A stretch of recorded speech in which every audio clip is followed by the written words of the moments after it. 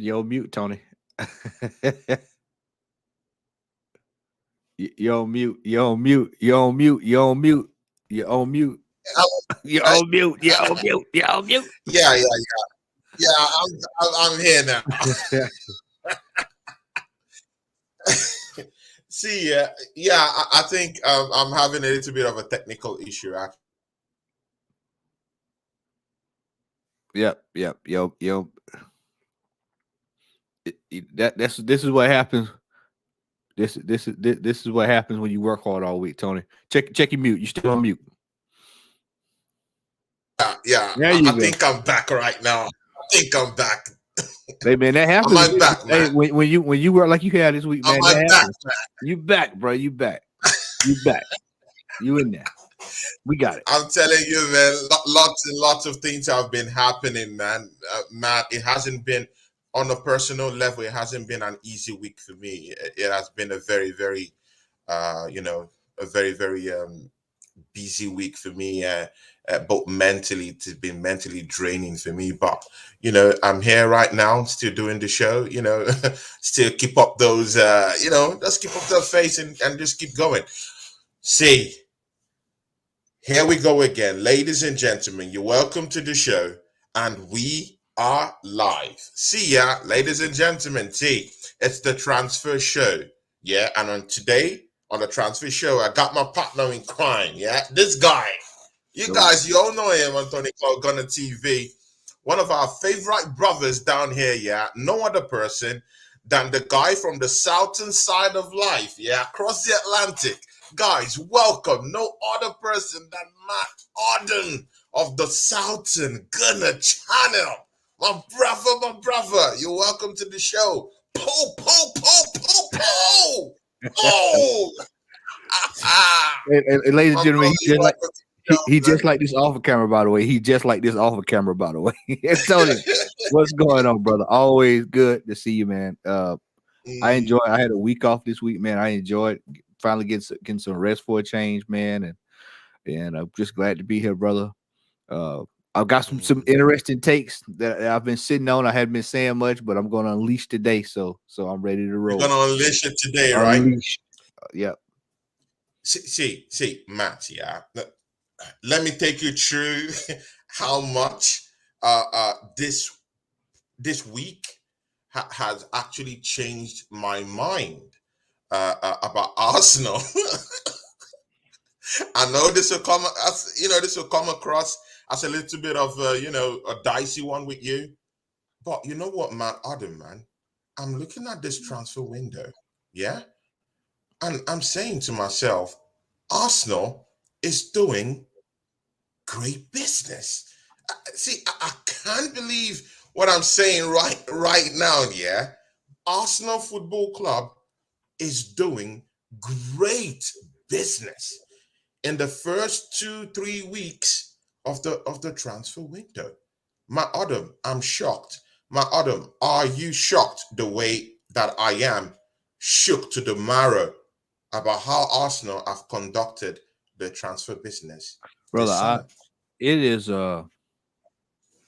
I hadn't seen us move like this in a long time, man. I probably say last time I seen us move like this would have had to be in the 90s. Back when David Dean, Peter Hillwood, the old game, back when they were here. You can say what you want to say about Kai Havertz. They spent the cash. They spent the money on Declan Rice. No matter how we got him, we spent the money we got him. Timber. The check has been cut on Timber. We sold up Saliba. We sold up Saka. We sold Xhaka, which was one of the best pieces of transfer business we've done in 40 years. That right there, getting Xhaka out the club was just that alone. That alone. Yeah. That made me ecstatic to get Granit Xhaka out of this club. I can't tell you the joy that I have that he is finally out of this football club. Yeah. Let me say this, Tony. I'm gonna say this. Y'all know you all know. Y'all know how I work. I'm finna drop this hammer on y'all. I've been sitting on this all week. You're gonna get it first, Tony. I am thrilled with the transfer business that Arsenal has done. You know why? There's one reason why I'm thrilled that we have done the business. Would you care to know why I'm so happy about that? I want to know, brother Matt. I want to know. That's why we're here. here. Yeah, my boy Dale Boy Carl Ross in the chat. Here y'all go, fellas. Because now that the business has been done, Tony, Arteta, I'm looking at you. This season, you got players. You got Declan Rice. We have spent top dollar, almost $1 billion spent in the last couple of years here. It is time to produce. It's time to produce, Tony. When you spend the money that we have spent over the last few years, now, especially with this $105 million, when you start spending triple figures on players, there has to be some type of, you got to start producing. You have to start producing. The money has been spent. Shout out to Gary in the chat this morning, brother. The money has been spent. The players are being brought in. The philosophy must take hold. We don't have 4 or 5 more years. We don't have that. He doesn't have that luxury this year with me, Tony. This year is put up or shut up. Either you are the man for the job or you are not the man for the job. Yeah. And that is my expectation. This is why I want quality players in. I want a quality team. I don't want any excuses next year, Tony. I don't want any excuses. I don't want them to go, well, we still don't have get what you need now. And let's make it happen. Based off of last season, Tony, based off of last season's performance, I expect a better performance. As you say, I expect the Mickey Mouse Cup. This FA, this Community Shield coming up here in several weeks. That needs to be talked about. That needs to be on the line starting in a couple weeks. That's a tone setter for the season. That's a tone setter. I told you season's gonna start. We're going right into the fire. We're gonna go right into the fire in the 8th game of the season. We're looking right there at City. The tone has to be set. We have psychologically this year, Tony. We have to set the tone. See, we're doing it with this transfer window. We're going out, we get players, we buy, we link to this player, we link to that player, we moving bit, This is the year of philosophy. Will the manager's philosophy take hold this year? Does he have a philosophy this year? We are going to find out this season, Tony, what time it is, where we're headed. This is it. This is it right here. This is why I wanted the money spent. This is why I wanted players brought in. This is why. Because, see, now there is no more looking around the room. No more looking around the room. I'm going to say this, too. It was good to see those photos sent out of Thomas' party yesterday.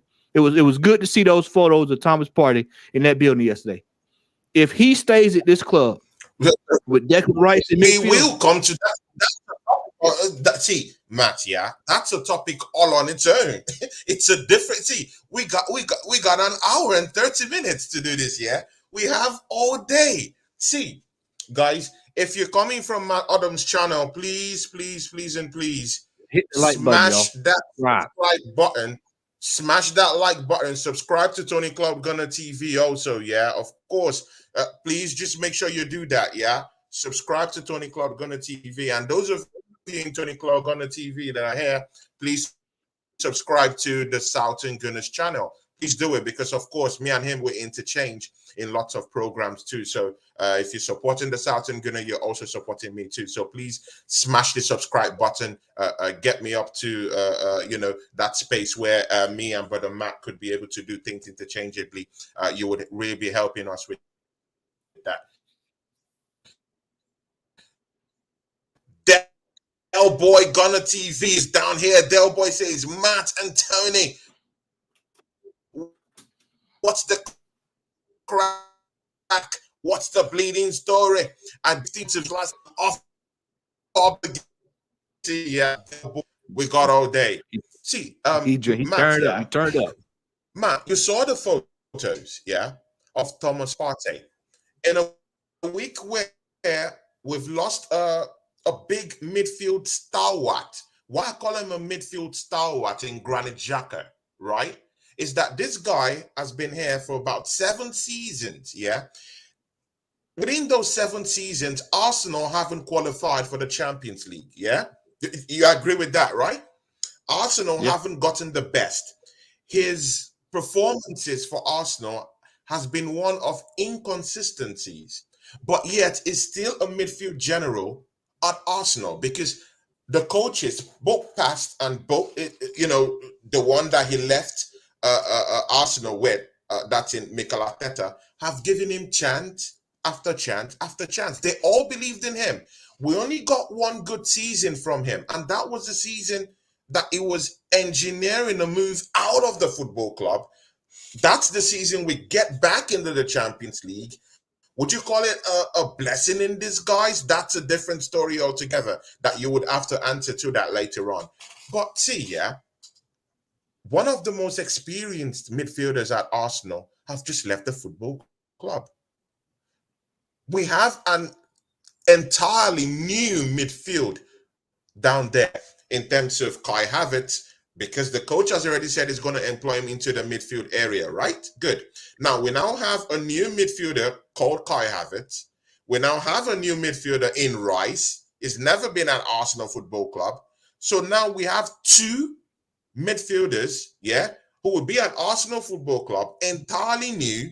And we now have Thomas Partey, who is still there at the football club.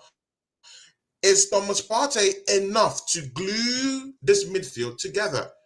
Or do you think that it was supposed to be Thomas Partey that should have left the club for Granit Xhaka to stay?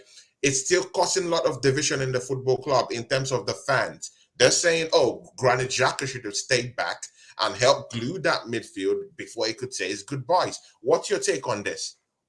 One good season does not make up for several others of a piss poor performance. The man, we for the money we got for him, I'm satisfied that he's out of here. We should have sold him a few years ago. Thomas Partey, for me, Thomas Partey is the linchpin that will work well with Rice. I'm telling you, man, that them two in midfield, I could actually sleep at night knowing that you got those two in midfield versus, Granit Xhaka, not Granit Xhaka, but those two in midfield. Rice, and then you're talking about Havertz and all that other stupidity. We need men in midfield. We know that Rice is coming to the table with quality. We know that when Thomas Partey is healthy and on form, we know he is a stalwart in midfield. This pairing here, because see, I don't want it to go back to where it used to be up under Wenger. Shout out to Anthony Burton. I saw you in the chat, my brother, talking about the throwback kit. We don't want to go back to those. Anthony Herbert, big up to you, Anthony Herbert. We love you, man. We love you. Anthony, where have you been? Where in God's name have you been?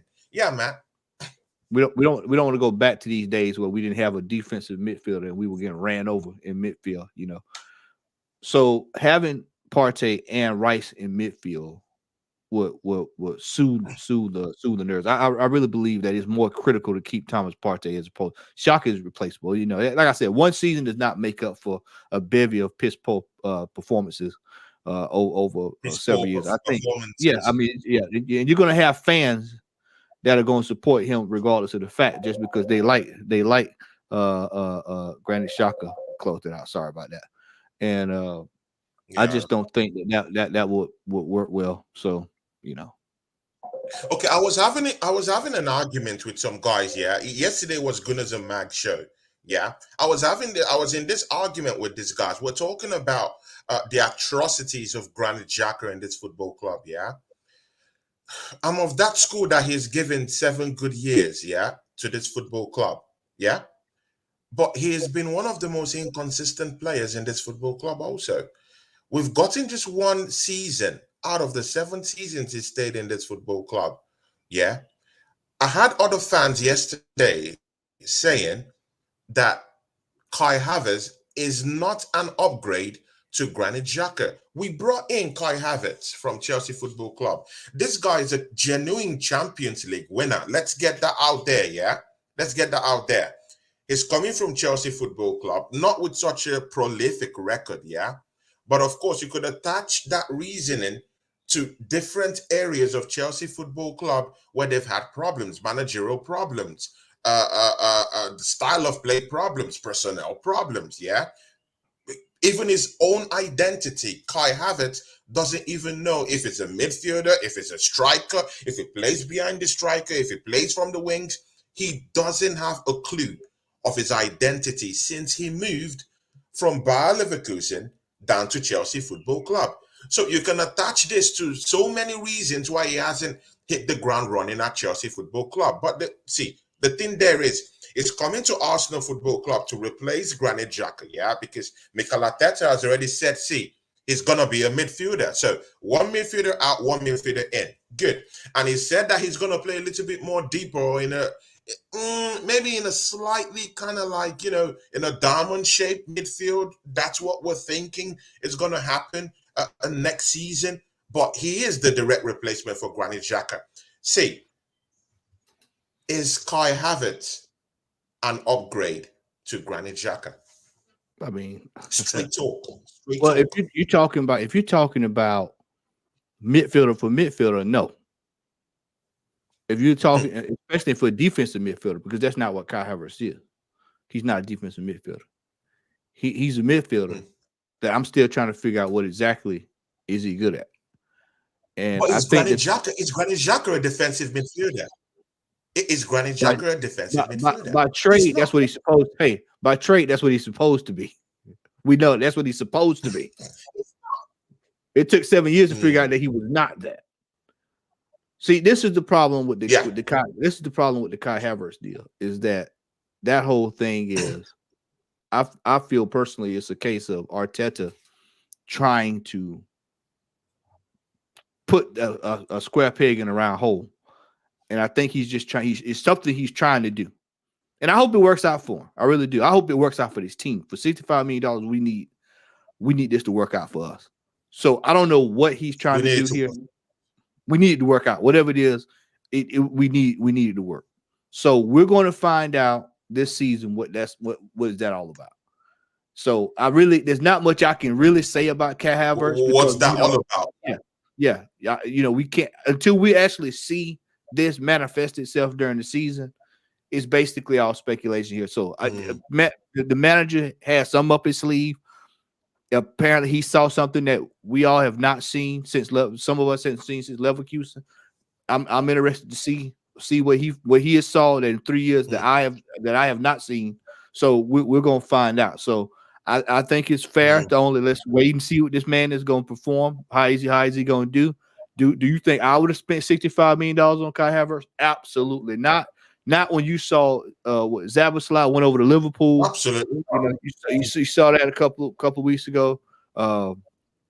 We've got players. Yeah, great players out there. Yeah, so I mean, there's several ways I would have spent $65 million, but we'll just have to see what Kai Havertz is going to do. This is one of the most baffling. Yeah, this is a baffling signing for me. It's still baffling to me. So it's still baffling, right? Yeah. But either way, the only problem I have with this Kai Havertz signing, is that we overpaid for him. We overpaid for him. Yeah. If we're getting him for like £35 million, I would say, okay, we won on all sides. But with that kind of money, man, Kai Havertz better hit the ground running next season. Yeah, so I mean, that's why this season, he has to hit the ground running when you come into a football club, and we paid £65 million for this guy. He has to hit the ground running. He has to. So but again, I won't judge him. I won't judge him right now. Instead, I'll get behind Kai Havertz. I would support him, and let's see what he has to do. This signing has to pay off, Matt. It has to pay when off. You spend $65 million on a player, Tony, when you spend that kind of money, that's a conviction payment. That's a conviction payment. That means that you are convicted that this player can and will. That kind of performance. You're convinced that this man is going to go above and beyond the call of duty. When you that is a massive investment. So he has to. I'm indifferent about the whole thing. I'm sitting here watching. I'm just sitting back here watching and waiting. Because like I told you at the beginning of the show, this year is the year of Arteta. This is the year of Arteta because now the pressure is on. And for anybody saying that the pressure is not on it and it's not fair and we should not judge him, they're not looking at this logically. This is year 5. 1, 2, 3, 4, 5. 5 years. 5 years. 248 days at the top. Did not win it. All cup competitions thrown away. 8th, 5th.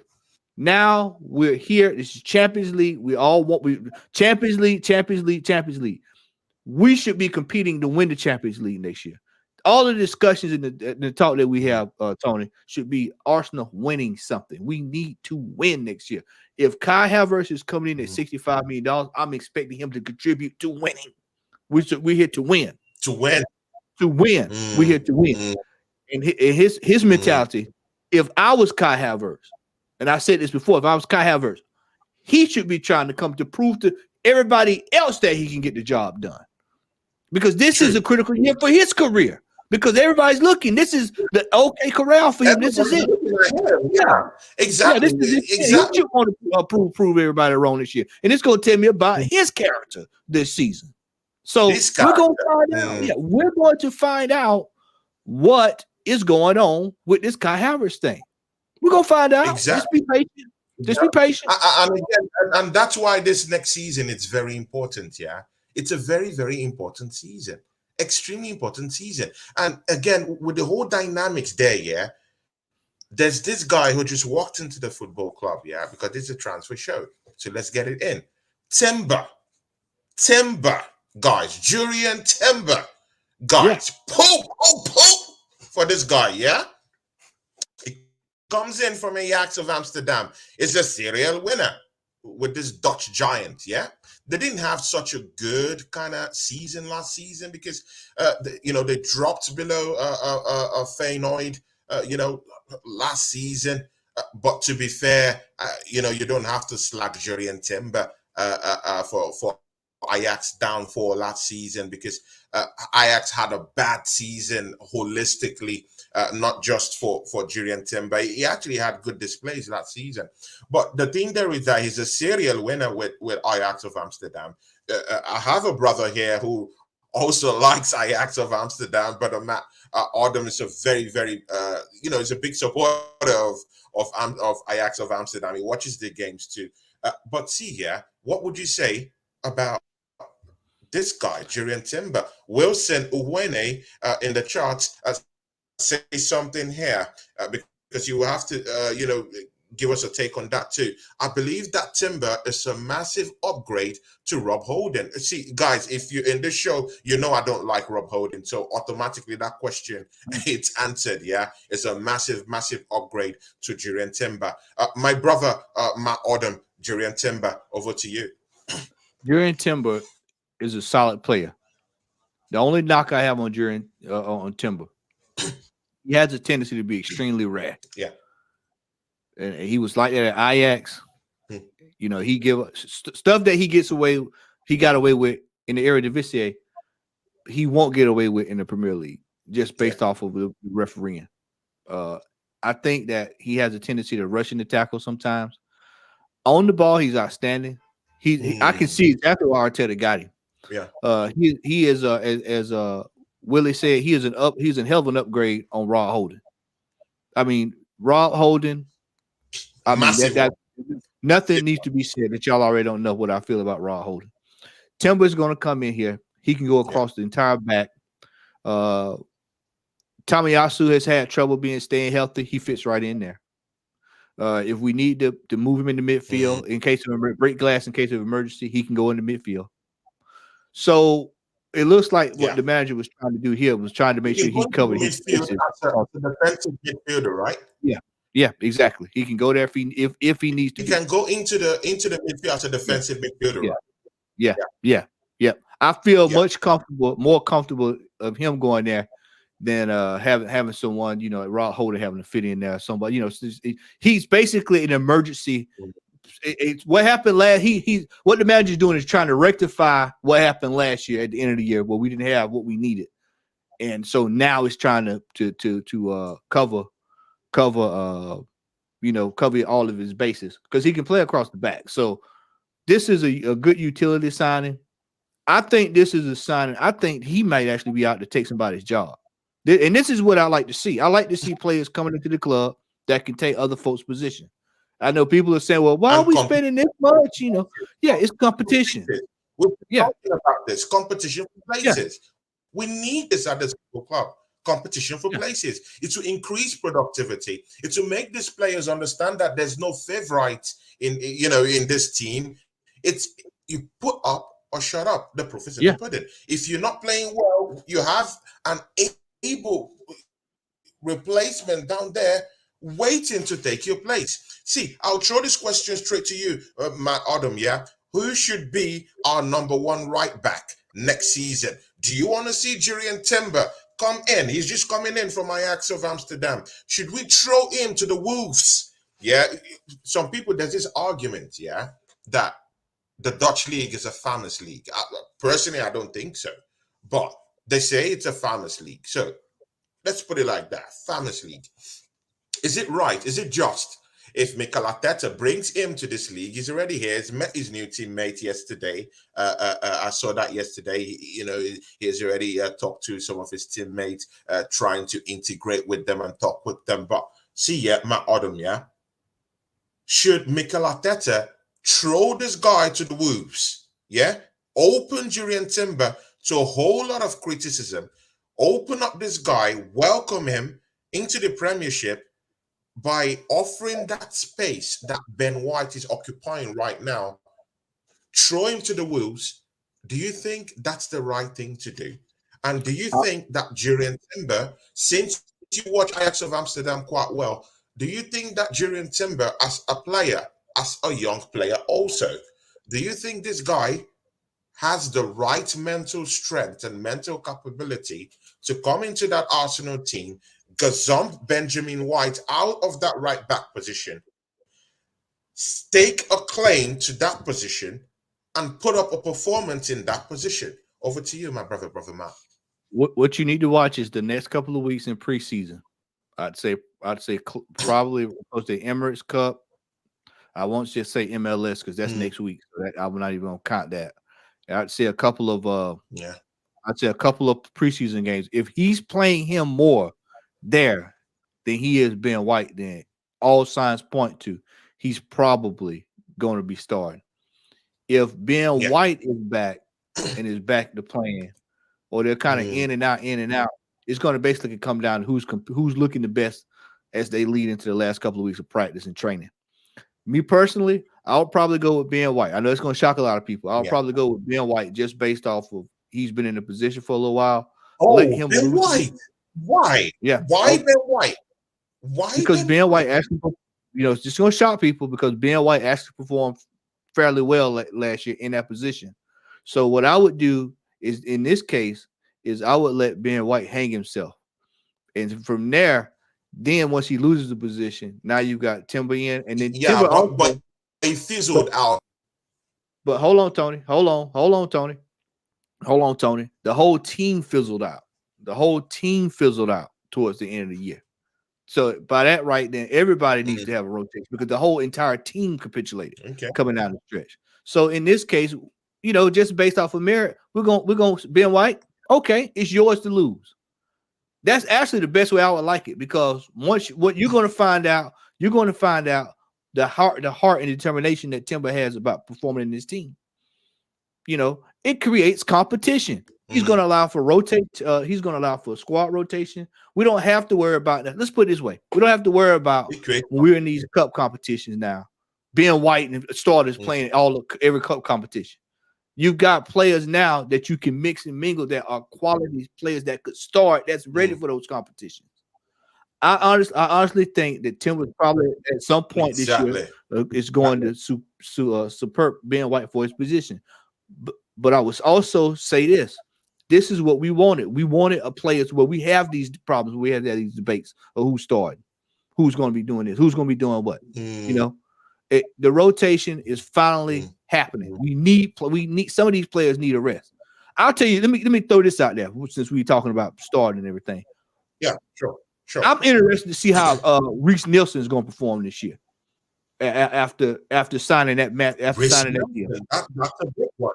Yeah, that's a big one. Yeah, him and Nketiah. Because Nketiah right now, Nketiah isn't going anywhere.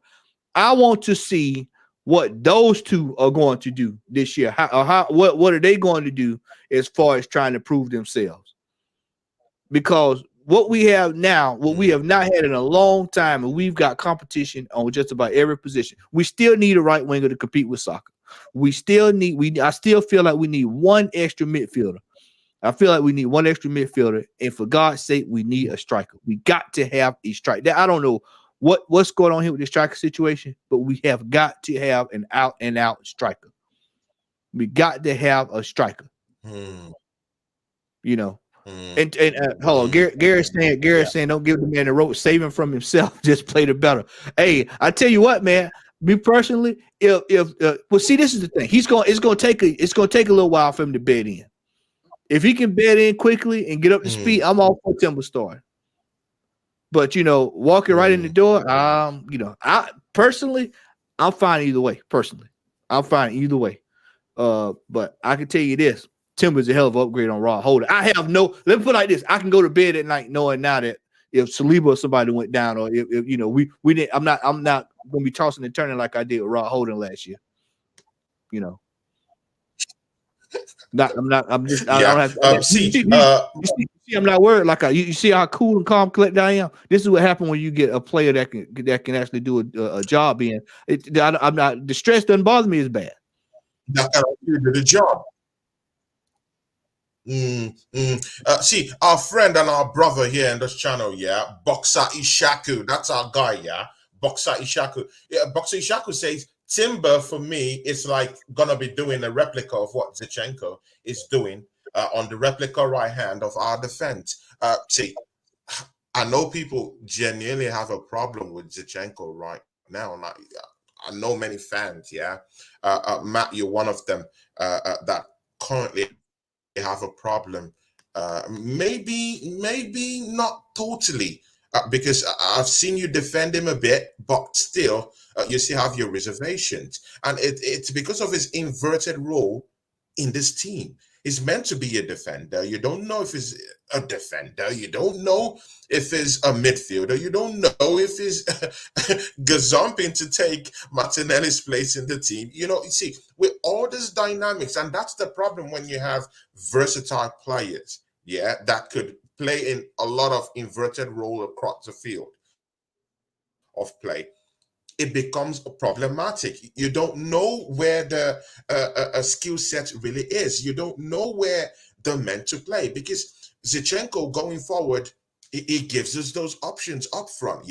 Hence his it's been in touch and in tune with part of our goal scoring mechanism last season. But defensively, there's something wrong with how he defends. I'm not saying he doesn't know how to defend, but he's not concentrating on defending. And that's the problem when you're bringing in these players to play inverted role positions in that team. And in some sense, that's what we all know that's what Mikel Arteta wants to do with Jurrien Timber. He wants him to play in that inverted role, because Ben White is not really as a right back, but is he making those other runs as a clear inverted kind of defender? The answer is no. But that's what Timber brings to the team. See, do you want this in this team, for us to be playing with two inverted fullbacks, Jurrien Timber to the right, Zinchenko to the left? Do you want to see your defense being exposed like that when two of them kind of like push on up front to get into those inverted positions upfield that leaves enough to be desired from the opposing team to come in and hurt us or attack us? Because definitely if they push forward in that inverted role, it will open up our defense, open it up, like totally open it up for this opposition team to come there and slay us. What's your idea? I think the whole this is how the inverted deal should work. This is the way it should work. You should put the player who's the strongest in his proper position. If Zinchenko, this is why I'm glad Tierney's still hanging around too, because Zinchenko we know can't defend. We know he can't defend. So what Arteta's gonna have to do, he's gonna have to figure out a way to put this man. Yeah, he can. Yeah. He cannot play defense. I'm sorry. This year, we saw it last year. It's getting proven over and over again. I would say something controversial. Sorry, man. I have to come. You're continuing that. Is it that he doesn't know how to defend, or he has so much to do that he can't defend at that point? Because he has to run up front. He has to create spaces. He has to run up front. He has to help the team to solidify the midfield in some cases. When Granit Xhaka goes up front, he has to glue that midfield together, and then he has to run back and do defensive duties. Is it too much for a player like Zinchenko to handle all these positions? So is it that he doesn't know how to defend, or there's so much for him to do in that team that renders his defending useless? They're two different things. TC, the thing here is the man was never a defender. He was a midfielder that was moved into an inverted role. I mean, that he should not be playing defense. If anything, he should be playing in Odegaard's position, playing with Odegaard. He should be coming off the bench for Odegaard in games to keep stuff going. That's his strength. His strength is not defending. We have a left back that has the strength of defending. Yeah, Kieran Tierney. We have one. He's there. Use him. I'm going to say this too. I'm going to be controversial.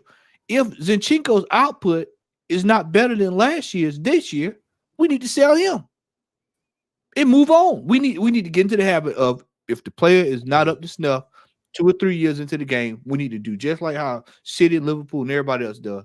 Sell these players, man. Move them on. Get what you can get for them, and bring in somebody that can get the job done.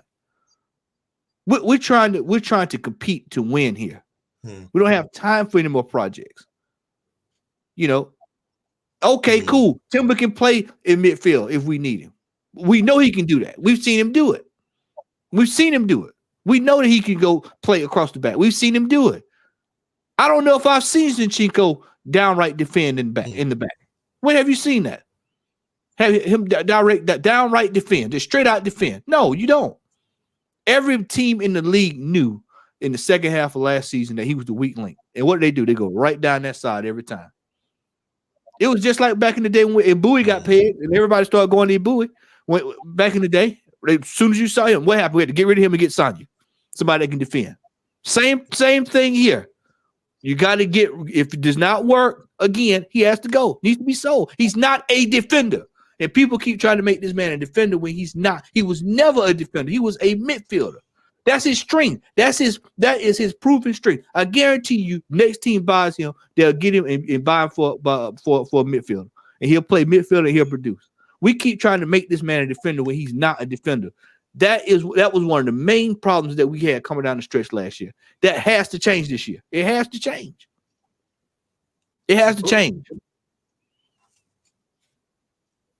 But if we keep. But again, yeah, okay, so what is the best way to utilize Zinchenko? Because he's not going anywhere. Midfield. He's going to stay at the football club. That's certain. Tony, midfield. Where do we put him? What should happen to Zinchenko? He needs to be in midfield. If he's not starting, he needs to come off the bench for somebody in midfield. He needs to come off the bench for somebody like a Odegaard. But then now that's going to question why did we buy Kai Havertz? See, this is why I said the man. I got to see what's this all about. See, that whole thing there, that whole dynamic right there. So, yeah, like I said, exactly. I mean, it's a mess. I'll tell you that's a mess. That's a complete mess right there. Exactly. What all you got to do? Yeah, we don't know what he's planning. This is why I'm of the ilk. If you want to go spend $65 million on a player, buy the player that does exactly what you need him to do right in that position. If you Arteta has to be careful with this, buying these multifaceted players that he's not sure that they can do the job that he's doing. Now he got Timber. That's a different ball game. We know with Zinchenko that he cannot defend. We know this. This is documented. We've seen this over and over and over and over and over. That has to change. And he can't rely on hoping that that's going to work during the season. He has to know for a fact. And Tony, we can go around, we can spin around this thing and spin up and down and turn around and dance and boogaloo and jig and all that. But the fact of the matter is that the man is not a defender. We know this. We know this. We have done show after show after show after show after show. Me and Lee have done show after show after show. Jay, we know that. We've documented. It's well documented that he is not a defender. Yeah. We have a defender on payroll. We have one. We have a Scott that's on payroll that can do exactly what he needs to do right there in that position. But again, is Jurrien Timber? See, does Jurrien Timber, is he in the right space mentally to come back after last season? Yeah, we saw the end season displays from him. It wasn't something to write home about. Of course, he is match rusty. I do understand this, but does he have the mental capacity to come back, bounce back, and put in a shift in that left back position? Absolutely. Why wouldn't he? The problem, Tony, was he wasn't getting the game time. He wasn't getting the quality game time. Look at the industry. I mean, we cut show after show asking why is this man not starting? Why is he not starting? You cannot. It's no different than we had a discussion about Pepe. When you have a player in that in out, or they sparingly play, he's not prepared. He's not sorted out. This man needs to be. We have a squad now. There's no reason that Tierney shouldn't be starting these games this year. Some of these games this year. There's no reason, especially with how robust the team is now. There's no excuse. This is why I said this season there's no excuse, Tony. It's win or get out. It's one of the two. Win or get out. This is it. This is it. Yeah. The only other way. I saw Lucas drop something in the back. And 3-5-2. Yeah. That's the only other way I can see it working is if we go 3-5-2. It could work. 3-5-2. It could work. Also. But I'm also looking at Arsenal playing a diamond shape midfield next season. I literally see it coming. You have a problem with that?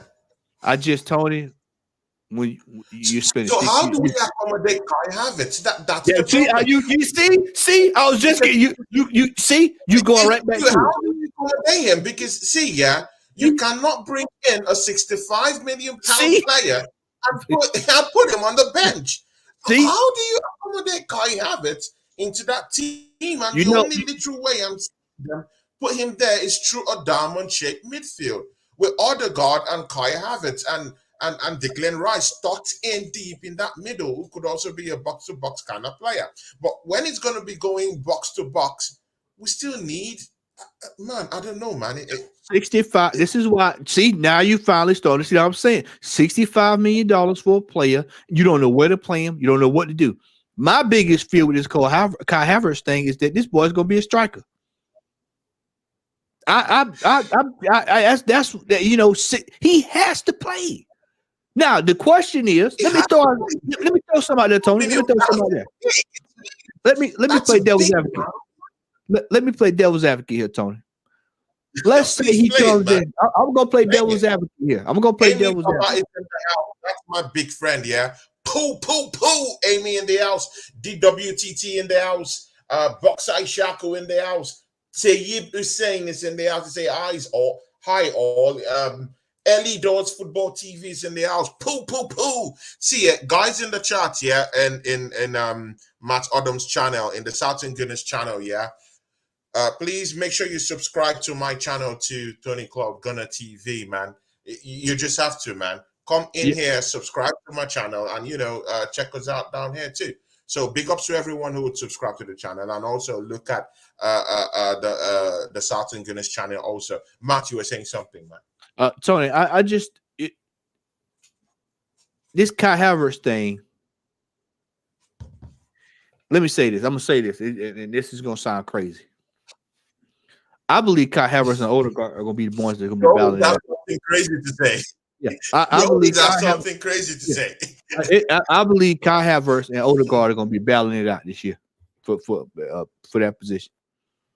I think those two are going. And folks are going to say, "Well, Odegaard's the captain." I mean, that's the only other place I can see him fitting in. Yeah, that's the only other place I can see him fitting in. Will be over there, because you can't have Odegaard and Kai Havertz in midfield. That is like ice cream sandwich. You can't have that, man. They'll get ate up. It would be so weak. Yeah, It'd be you could extremely mealy weak. mouth. That would be mealy mouth. That'd be a mealy mouth defense. So I know that's not happening. So scratch that from the ledger. It's going to either be he's the striker or he's going to be bailing out Odegaard for that position. Them the only two ways I can see it. That's the only two ways. But he's going to play $65 million. Somebody is losing their job to Kai Havertz this year. Somebody's going to go out for him to play. He can't sit on the bench. That's the fact. He can't sit on the bench. Another way I'm seeing it, that, it totally makes sense when you say he's coming in for Odegaard, because I'm also seeing that because since Thomas Partey hasn't left the football club, definitely he's going to stay this season. So if he stays this season, I see a scenario where Rice and Partey form this, this midfield trio with maybe Kai Havertz at the top of that midfield diamond, or Martin Odegaard at the top of that midfield diamond, while of course Martinelli to the left and of course Bukayo Saka to the right. And you could just see in that way. But for Kai Havertz and Martin Odegaard to start in that midfield, it's going to be extremely weak. Who's going to be doing the running? Definitely Declan Rice will be outrun in the midfield. If Kai Havertz and Martin Odegaard plays in the same midfield trio, it's going to be weak. I don't see any way that Arsenal can be able to escape. Mostly when you meet teams that are very, very physical, in the middle of the park. It's going to be extremely difficult. How do you see it? No. I mean, it doesn't make any sense. The whole this Kai Havertz thing is really like it is a screw into a wall. And is it a panic buy? But is it a panic buy? Because or is there a reason why this guy is here? Because I need to know. If you're having a panic buy, you don't panic buy with £65 million. Yeah, there has to be a reason. I told you, guys in the club, there is a reason why Kai Havertz is in this football club. Yeah, for me, I think it's a massive upgrade to Granit Xhaka. Let's get that out there. Yeah, I think it is a massive upgrade to Granit Xhaka. That's number one. Number two, we overspent for this guy. That's a fact. Yeah. Arsenal should have been getting this guy for like 35, 40 million pounds. That's the truth. Yeah. Even 40 pounds is too much for this guy. I think 30, 35 is decent for Kai Havertz. If you put into consideration the numbers he put in at Chelsea Football Club, he only scored 7 goals last season, and the season preceding that, just 7 goals. In fact, the highest assist this guy has had on the Chelsea shirt is just 3 assists. He's not a prolific player. But again, I do think that he's won the Champions League. He has that much needed experience to come into this football club, galvanize the team, tell them I'm a winner. I would bring that winning mentality to this team. But the thing down there is that, see, this is the dynamic here, yeah? I don't think it's that guy with the numbers. This might come back to haunt Mikel Arteta and shoot him in the fit. But I just want to see the whole dynamic. I want to see what this guy, I want to see why Kai Havertz is in this football club. Actually, I can't wait for next season. That's the excitement about this upcoming season, because Arsenal fans will be able to see if Mikel Arteta is this genius that people think he is, or is this manager that is ill-experienced that many other Arsenal fans think he is. So, but where are you leaning on, Matt? This is the. I'll say it. I'll say it again. Shout out TJ Warren. Good morning, brother. Let me say TJ Warren, the American idiot. Big up to you, TJ Warren. Poo, TJ Warren in the house, in the flesh. TJ Warren, big up to you. We have got this thing with Arteta this year. It's got to bang. I'm going to use this terminology. It has to bang this year, because if it is not, we are stuck with these players. This Kai Havertz thing, man, I'm telling you, this $65 million thing, I would have rather taken the money, the $65 million, and bought a striker. I don't understand this thing. I just don't understand it. I've wrecked my head around it. 3-5-2 is the only sensible way I could see it being done, the way you could sort all that out. But who's going to be coming back to defend? Because when you play that, you got to have somebody. Whoever's on the wing has to come back and defend. We know, like I said before, someone to come back to defend. Yeah, Zinchenko ain't defending. We know that. So this is why this thing is either going to sink or swim. We're gonna find out. It won't be like it was last year. It won't be like it was last year. We're gonna find out very quickly. It's gonna be very early in the season where we're gonna find out what this whole plan is. Because if it goes up the ante, then like I said, it's gonna be on the manager this year. It's on him. Okay. Let's go into this.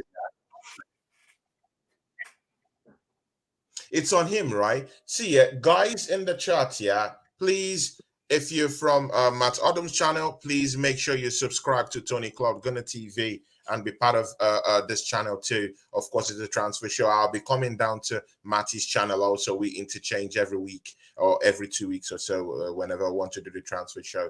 See, Matt, we have preseason games, and in this preseason games, do you want to see people like Rob Holding still playing, Eddie Nketiah playing in the preseason? Or do you want to see our main players, the guys we bought with big money, big money moves, play this preseason so that we could use this preseason as an experiment into what is going to happen in the Premiership? Because if we don't do all the old experiment, if we don't perform this observations, this experiment in the preseason games, I don't see why we should be experimenting in the league itself. This is the time to use this preseason to experiment on whatever you want to observe, come to a conclusion, understand your first 11, understand how you want to put these players, where you want to fix them, how they're going to fix up in the whole system setup, your first 11, your first back four, your midfield. If you want to go on a diamond midfield, if you want to go pivoted midfield, in that way, who should be your striker? Who should play behind the striker? Is Gabriel Jesus your number 9? We need to know all these things. So, what do you think? Should we be using this preseason as as an outlay to be able to understand how we should fix up these players? Or do you think that us risking our players, mostly the one we brought with big money, do you think bringing them into this preseason game endangers them? Or no, should we just experiment? They need to be playing. Anybody that's starting needs to be playing. TJ brought it up. I was going to bring it up later, but we have the layout for next week's skills competition in MLS. We have Nketiah, Vieira, Hine, Holden. They're all in the all-star skills competition. Why is Rob Holden still at this football club? Why has he not been sold? Nketiah is still here. He's still in the room. We got Vieira, who is still. He looks just as weak as he did. He looks just as weak. He looks just as weak as he did last year. Why is Vieira still at this club? Why has he not been on a weight program? Listen, that's a sign that he needs to be moved on. Somebody goes, oh man, give him a shot. No. My eye test tells me all I need to know with that. Nope, it's not gonna cut it. We need to out with this layout of this team. Rice should already be here. Rice should have been here last week. He should have been the paperwork. We should have been seeing him unveiled. He needs to be unveiled no later than Wednesday or Tuesday this week. He needs to be. They needs to be over with. He needs to be here. He needs to be kicking the ball. It is time to get this team sorted out going into the next season. I don't want to see everybody with 2 weeks of playing together going into the Emirates Cup and then whoever else we play, and then we got the Shield, and then we're trying to sort it all out. Because see, let's not forget, let's not play like Arteta hadn't had this problem before, where he doesn't know who his best 11 is. Let's bypass last season and go to the season before last season when he could not figure out who did what, where, and who played with what. When he does this kind of stuff, he starts to trying to figure out who's was what, and then that's where you get all those 1-1 draws, 2-2s, 3-1, 2-1. That's where you start dropping unnecessary games and stuff when you're trying to figure it out. No, he needs to be figuring it out now. And if that's at the expense of those four that I named beforehand, it is what it is. I'm sorry. We're trying to win championships this year. We're trying to win Mickey Mouse Cups. We're trying to win FA Cups. We're trying to win Shields. We're trying to win Coke and Daggers. Whatever you want to have. Whatever you want to have. We're trying to win it. We're trying to win everything. Anything. Anything. I want silverware in the cabinet this year, Tony. I want silverware this year. I don't want excuses. You know, and if this was something else, I would say. Brother Matt, you just talked about silverware. Now, just listen. Arsenal, there's this report that just came in today, Arsenal Football Club has become the second team in the Premiership, that their players in the whole team is worth about £1 billion. Billion. £1 billion. What of assets? Arsenal is the only second team in the league with £1 billion evaluation of their assets, of the players, on-field players. And that position comes just after Manchester City, that's also evaluated around the £1 billion mark. What does this tell you? Does this put extra pressure on Mikel Arteta to deliver this season? Absolutely, Tony. Absolutely. I mean, at this stage, unless you just the Arteta sexual and you just want him to stay because you think he looks good, you like him, and he wears Hugo Boss cologne, all that kind of stuff. If that's you, then that's you. But me personally, this is put up a shut up time, man. We watched it last year. He's put up a shut up this year. We watched it last year. We capitulated. If that doesn't piss him off and want to make him win something, then he needs to be moved on. Like I said, it's time. It is time. It is time for us to start winning stuff here, y'all. I mean, we threw away the cups last year. I mean, we threw them away.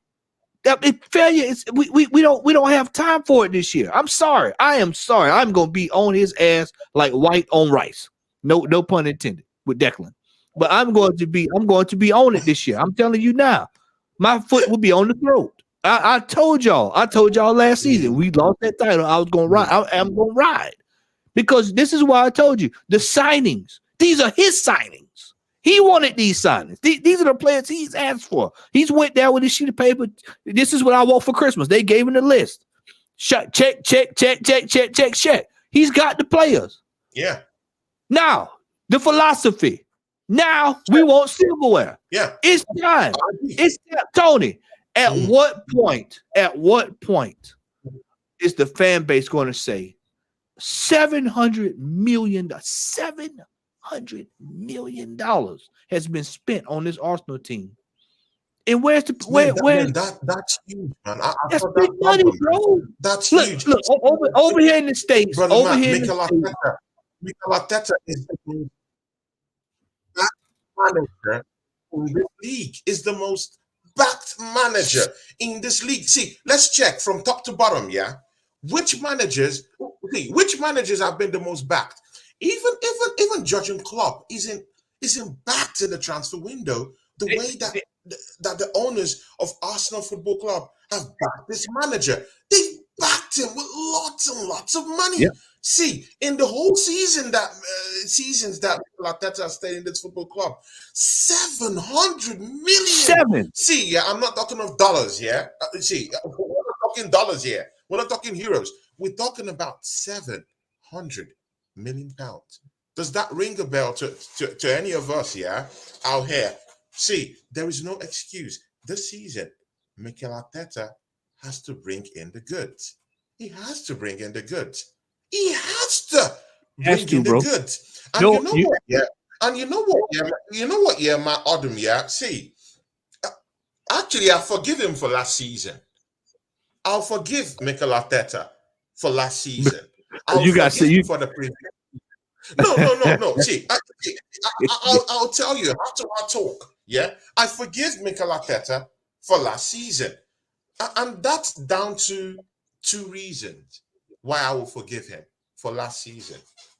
Number one, Arsenal Football Club was meant to bring in a defender, a central defender for Mikel Arteta last season. So when William Saliba, the best centre back as far as I'm concerned in this league, as far as I'm concerned, when he went on that injury hiatus, Arsenal never had anyone to come in there and replace this guy. And the football club never brought in a replacement. We had to go bring in Rob Holding from the depths of hell to come into that back four. And look at the calamity. Arsenal Football Club. Tony, Tony, I ain't Eddie Nketiah was meant to be in the room. This is where I need that Eddie Nketiah. Oh, see, man, Matt, do you have that Eddie Nketiah sound down there in your room? I'll have it right here with me. I'll have it right here with me now. Please, Tony, people. Tony, I'm gonna tell you. I'm not giving him a pass. Eddie Nketiah was meant to be in the room. He bought it. He gave him the contract. Tony, he gave him the contract. He gave him the contract.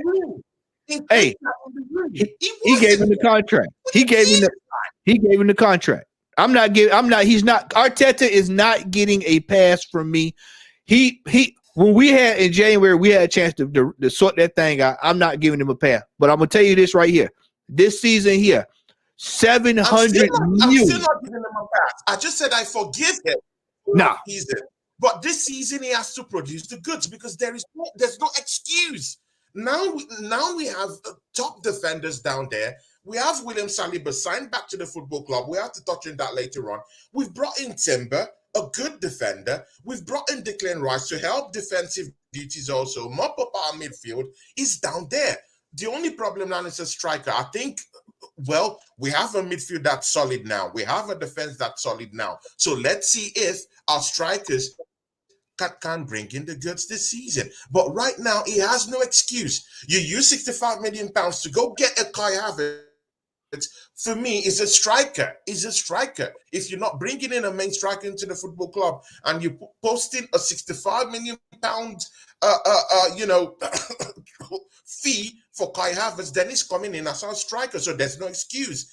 This is his signing. This is his team. There is no excuse. You've gotten your defense. You've gotten your midfield. No excuse, Mikel Arteta. We need the league next season. Tony, this is what I'm gonna say. I'm gonna say this. If he's not bringing in the striker, if he's not bringing in the striker, I'm gonna say this. I'm gonna say, and I mean this. I mean this from the bottom of my heart. If Arteta and Edu got the house, guys, see it, Matt, yes, is in the see, guys, see. The elephant in the room is here, guys. Jess is in the chat, guys. The one you fear most is in the chat, guys. Jez is here. Let's see. This is what Jez is saying. Of course, I can't go down there, but I'll just read what he's saying. He says, Amy Baba, yes, no more excuses. No more project youths. No more phases. It's step up or shut up and get out. Matt Odom, what do you say? Jess Collins in the building.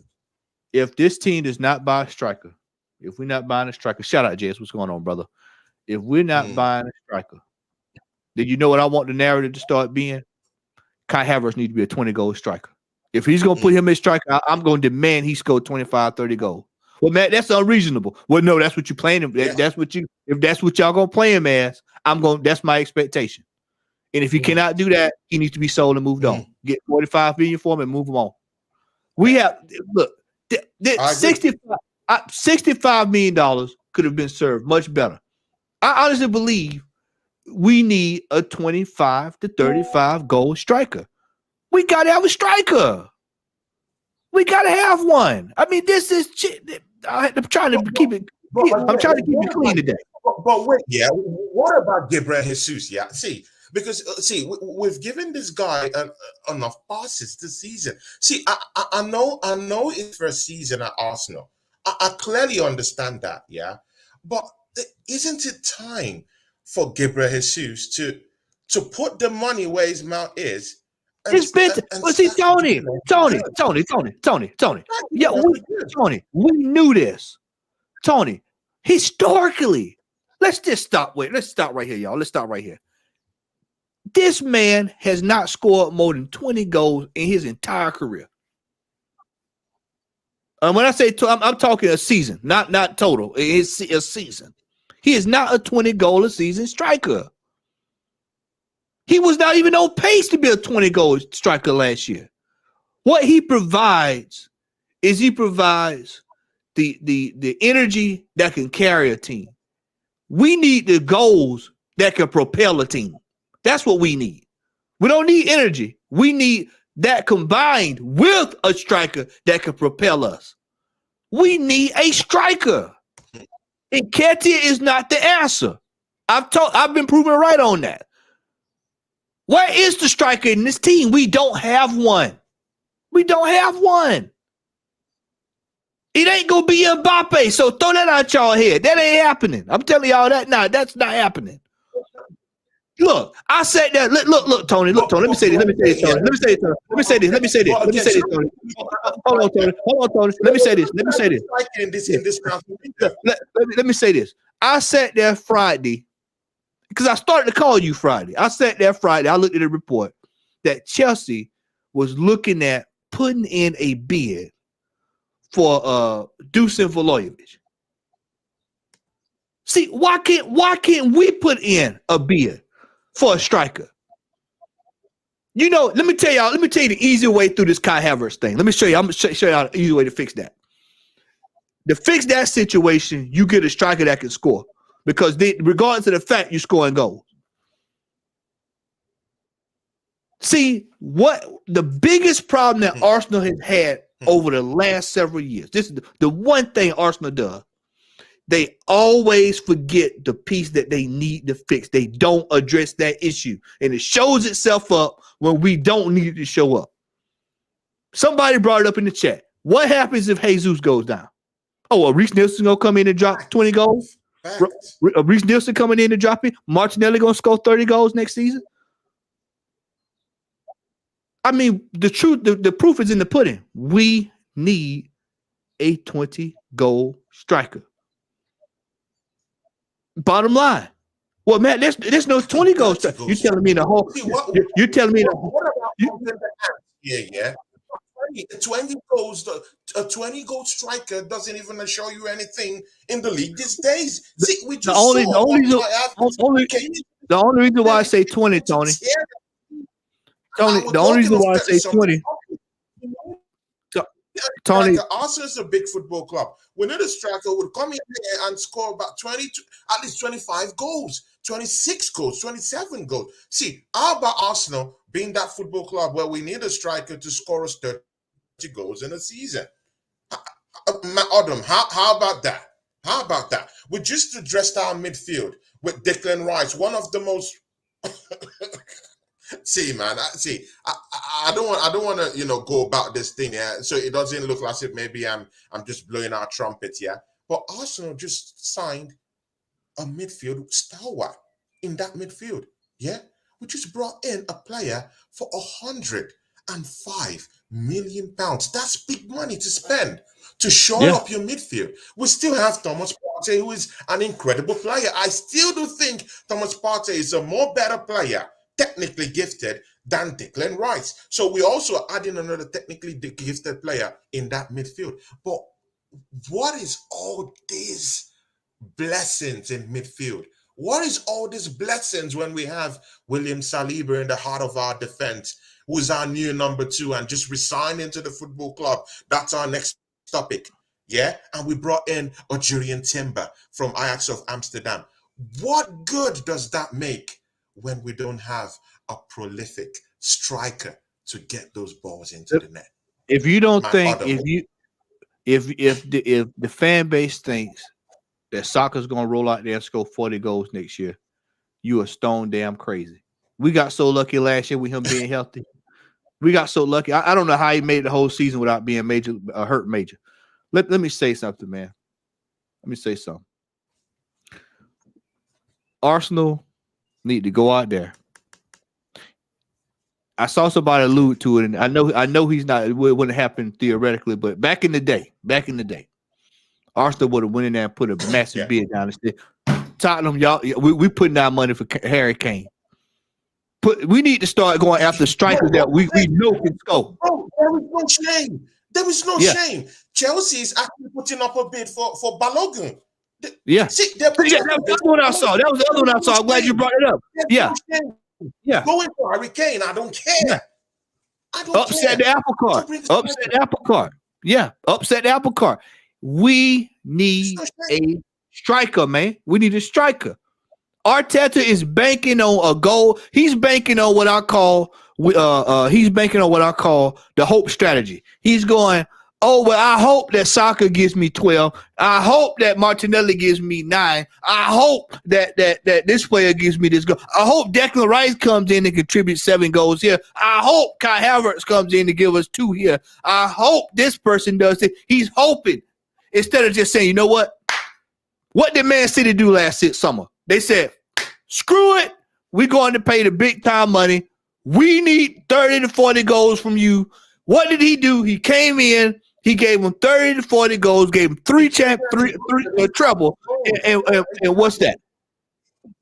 You know, the hope strategy does not work. The hope strategy does not work. You know? I'm telling you, we have got to tighten up, man. We don't have a striker. We don't have a goal poacher. We have Edin Keita as the second striker. It doesn't cut it. If you're going holistically into the market, go in and bring in. See, I don't want any excuses again next season, yeah, because I don't want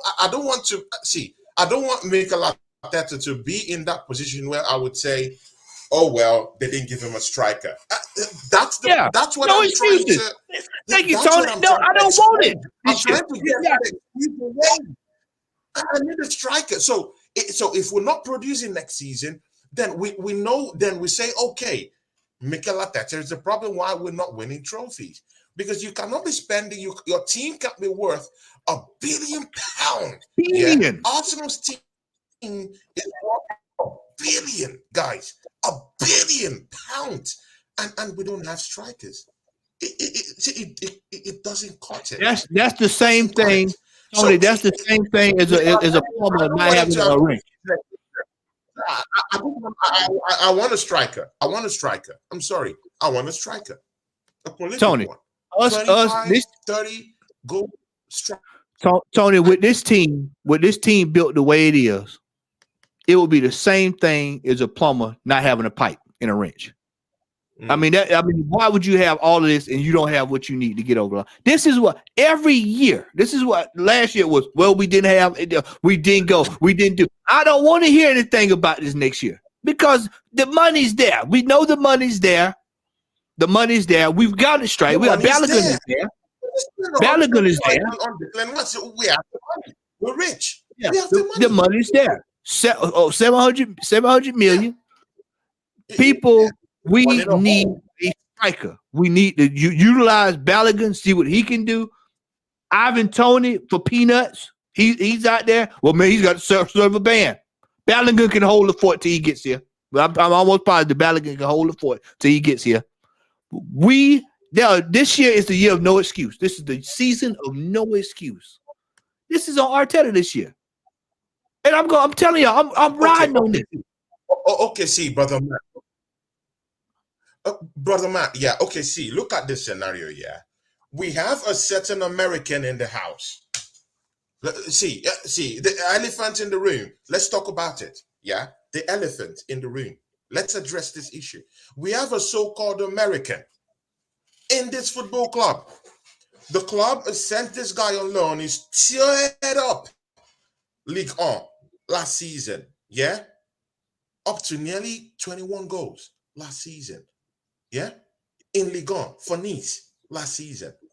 We've seen him in the internationals, donning a United States shirt, telling England, go away.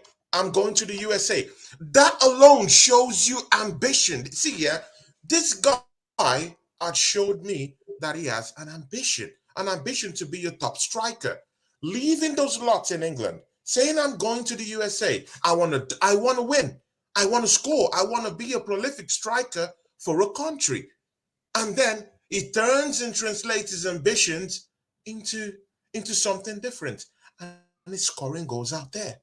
Now, Arsenal is on the verge of considering a bid from Chelsea Football Club for one of the most coveted strikers I've seen in modern history of Arsenal Football Club.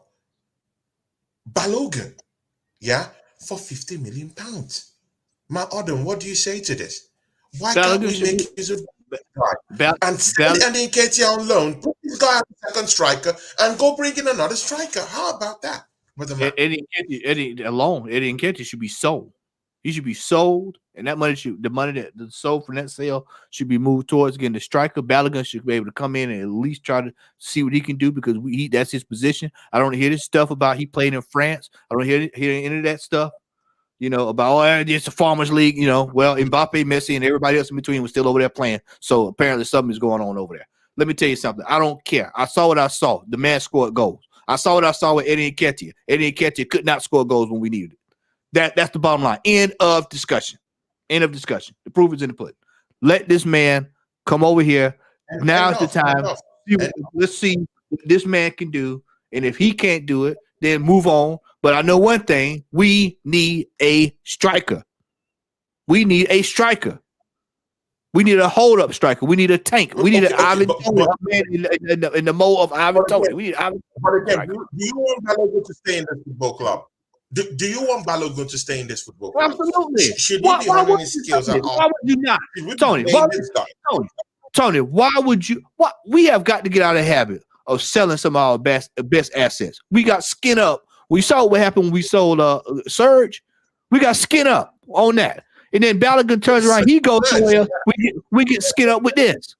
The man is scoring goals. He's scoring goals for club. He's scoring goals for club. No. Balogun is exactly what we need in this team. We need him, and we need another striker. Why is it we got 95 midfielders? Where's the striker? And I told you, Eddie Nketiah ain't it, so I don't want to hear him. He's not an option. He's not an option, as far as I'm concerned. No. And then hold on, Tony. I'm looking at Marty. Let's take this. Let's take this to the right. Yeah. Okay. I'll say Martin brought up a point. Yeah, I'll wait for you, brother. And he said that Lacazette was the second top scorer. But let's look at the system. Let's look at the system and the style of play that Arteta wants to play. Arteta, with the way he sets up this goal by committee thing, really makes it hard. What has to happen is he's got to buy a player, just like Pep. Put the money down. We know you can score the goal, or either bring in Balogun. I saw you scoring, and then say, bang, go out there and do what you do. Just score. Just look at the times. Just if we just had a striker, score goals. Everybody's running around. We hoping Martinelli go here. We hoping that Jesus does this. We hope that Saka does this.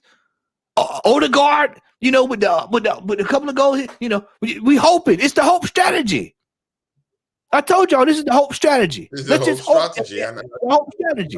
No, I need proof in the pudding.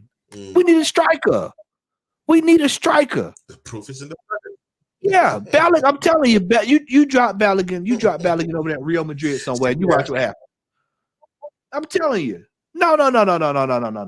We got to stop I'm that. serious. He's a genius. The guy is an assassin, man. I've seen this guy's move off the ball, yeah? This guy has one of the most epic moves. See, his off-ball antics, is one of the best. Technically gifted players. I used to see that guy in the under-21s, when he used to play in the youth team, for Arsenal. Always banging in goals. This guy is a natural goal scorer. A natural one. So I don't know why can Arsenal bring this guy into the fray? Look at Chelsea Football Club. They want him. They want to bring him to come play, to come score goals for him. And Arsenal want to give this guy away. And we're going to give him for cheap. In fact, this guy's an English player, but we want to throw him out for cheap. But we got Kai Havertz for almost 80% of... for undefeated they pay for. I mean, it's ridiculous, Tony. This is why I said. This is why I told. It's ridiculous because we have to go soon. Yeah, we just have about more 9 minutes. See, William Saliba signing a deal at the football club just this week. What do you say? He's our new number 2.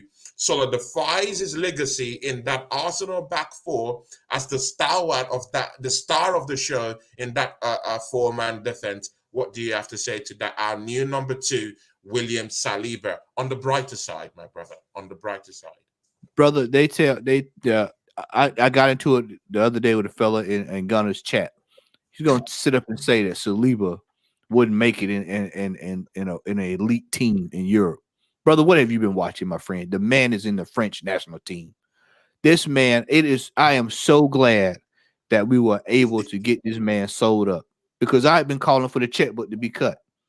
And we have sewn him up. This is the type of player that, words can't describe how good he is. He's not world class just yet, but he ain't too far off the pace. I mean, he is exactly a center back that we've been looking for years, decades almost. A competent center back. Look how much better we look. Look how much better he looked when we had him as center back before he went out. You could also say that played a massive part in why we capitulated at the end of the year. So I mean, a lot of it, man. I mean, a lot. It's just a lot that I'm thankful for that we got him sold up, man. And we got a couple of these other players with deals started out, man. And of course, and see, Declan Rice has passed his medical at Arsenal Football Club. What's your take, my brother, man? Next week, hey man, Declan Rice. Hey, I'm ready to see this. I'm ready to see him with the kit next week. I prefer to wake up tomorrow morning and see it no later than Wednesday, Tuesday. I've seen the dog already. I've seen the dog before I've seen Declan Rice, and I'm ready to see Declan Rice now, and I'm ready for him to get him in, and I'm excited, bro. Declan Rice, man, he's a good player, man. He's a good player. He's tall, he's big, he can tackle. I mean, if I had to take a player, it just say he looks old school Arsenal, that would be him. He looks like an old school Arsenal player. So I'm glad to have him in, man. Yeah. So. Yeah, definitely. See, guys, we've come to the end of the show. See, guys who of course, in Matt Adams' channel and the Southern side, please make sure you subscribe to Tony Claude Gunner TV, because we'll be doing lots of shows together. So make sure you subscribe to Tony Claude Gunner TV. And of course, those of you who are here also, you can also subscribe to our brother and our friend of this show, Matt Adam, the Southern Gunner. Southern Gunner, please shout out your channel. Give us, a little bit of an end note, and tell us when I should be on your channel, when we should be doing this for the return match again. Big up to everybody in the chat, man. Y'all kicking it today, man. Gary, I will try to make it tomorrow, my friend. But we getting closer. We getting close to the season start, so I'll be back soon. If I'm not on tomorrow. But today, in about just over almost 45 minutes or so, just under about 30 minutes, depending on how you take it. Me and brother Warren will be talking this afternoon. Warren's Teams Talk. So y'all make sure y'all go subscribe to him as well. We'll be Warren TV Talk. Yep. We'll be getting a little bit of you'll get to get to know the Southern Gooner.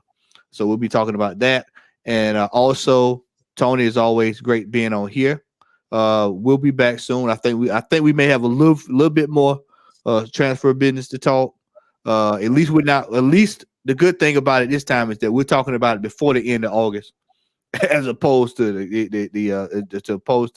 to how we normally have to sit up all night. We'll be able to have the transfer deadline day to chill out and relax, unless something crazy happens.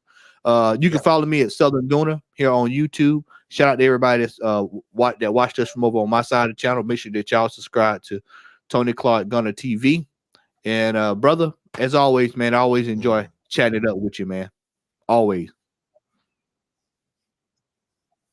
Man, Man, guys, yeah, say go subscribe to the Southern Gooner. And those of you on the Southern Gooner side, please make sure you subscribe to my channel too.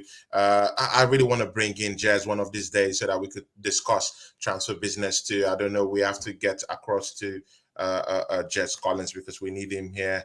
I don't know. Maybe on your channel or on my channel, anyone, we have to get Jez to come and, let's pick on Jez and see what I tell you this, sleeves about Arsenal.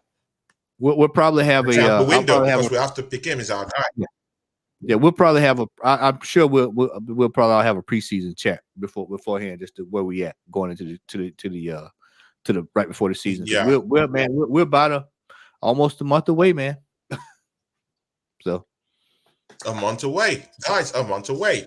See ya, guys. Yeah, we've come to the end of the show. Thank you for joining us. Those of you who are from my Adam's channel, thank you for showing up today. Yeah, block the likes out there on this side. Make sure you subscribe on this side too. And guys, yeah, you have to catch me and him next week, man. Fire in the house. And of course, join us for our shows here next this coming week. Tomorrow I should be having something. I'll let you guys know on my socials. Big ups to you, Matt Adam. I hope to see you probably maybe next week. Maybe if you have an extra show in your channel, do let me know so we could come down there and shut it down. Big ups to everyone, and thank you very much. And much love. Are out. Love, guys.